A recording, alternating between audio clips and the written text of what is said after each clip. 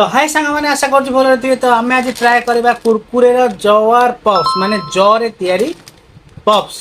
तो ये चटपटा मसाला फ्लेवर अच्छी मिलेट नट फ्राइड बेक्ड वाला ता सहित नो पामोलिन ऑयल।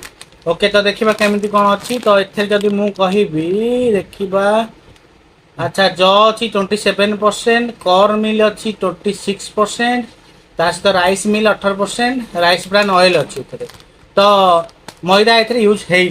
ओके तो यार प्राइस हूँ 20 टंका यार छोट पाउच आसूँ 10 टंकार।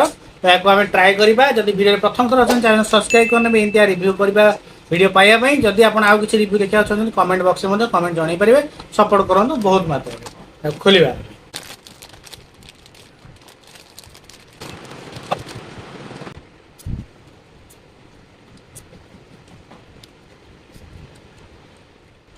तो टेस्ट विषय जब कहि टेस्ट यार बहुत बढ़िया अच्छी मसाला बढ़िया फ्लेवर अच्छी ता सहित बेक्ड वाला ये हेल्दी ऑप्शन वाइज रे बहुत बढ़िया या रेटिंग देवी 4.5 आउट ऑफ 5।